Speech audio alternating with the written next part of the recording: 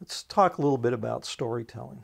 Now, the first thing I want to point out to you is that our brains, as human brains, are actually built, again, hardwired by nature, by evolution, to pay attention to narrative. That's how we learn. It's not, there are 5 different ways we learn. There is one way we learn, and that's through listening to stories.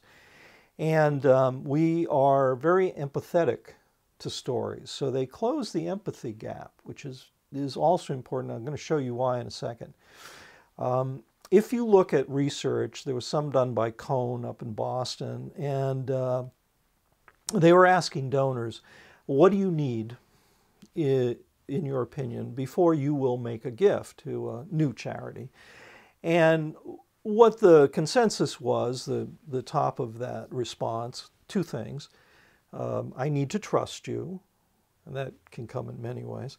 And number 2, you have to show me accomplishments. What have you done? What have you really done?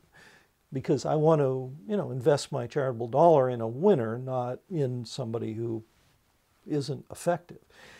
And it seems like an easy enough, couple of buckets to put stuff in. But I've found that a lot of nonprofits don't actually understand what is meant by an accomplishment. Often what they believe is an accomplishment is actually simply an activity, or worse, it is a statistic. For instance, International Crisis Aid, small, wonderful charity, basically a man and his wife out of St. Louis, Missouri, with a lot of support from people that believe in them. They've got the trust factor because they actually get incredible work done in some of the most troubled areas on earth. One of the things they're into now is getting females, sometimes as young as 5 years old, out of prostitution, off the streets, and into safe houses where they are then given a new life. You're looking on the screen at an item from their donor newsletter, which shows the house.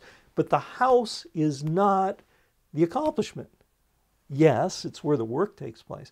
But what the house is an activity. The true accomplishment are the 2 things that they are promising will happen to their donors. Thing number 1, they will rescue these girls. Thing number 2, they will provide them with a new life. Those are accomplishments. Many charities try to prove their worth by using numbers. And numbers have almost no impact on donors. They are insider stuff. The other experts on your staff understand the numbers, appreciate what's behind the numbers, appreciate what those numbers represent, but the donor does not. You have to speak in stories. And I'm going to show you some research from a psychologist down at Duke University, a guy, wonderful researcher doing innovative work, Dan Arrowley. He's been unraveling some of the mysteries of fundraising, and you can see on the screen there's a chart. Well, the left-hand bar of this chart shows you the relative amount of money you will raise if you use anecdotes to talk to your prospective donors. The smaller, in the middle, yellow column is what you will raise if you only talk to those very same people using statistical information. And then on the right, and this is the important part, on the right shows you what will happen to your giving if you mix together anecdotal information, storytelling, with statistical validity, statistical information. You can see that giving does not rise back up to where it was at its height, which is with the anecdotal information.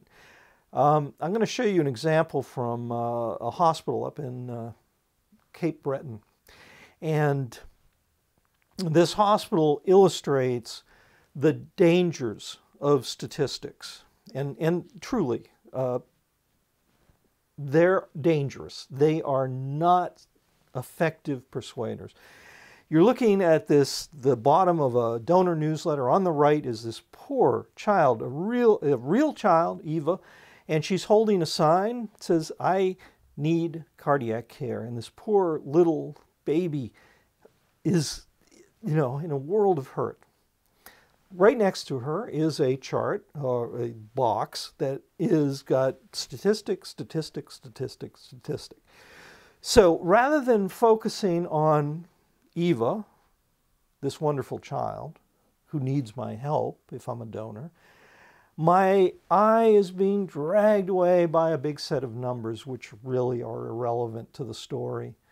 So don't make the common mistake that your big trophy number, oh, we served 10,533 meals last year, that actually does a ton of work, because it does almost no work. In fact, it just kind of shuts people down. There are two parts of your brain that are in play when you are deciding if you are going to make a gift, how big that gift is going to be.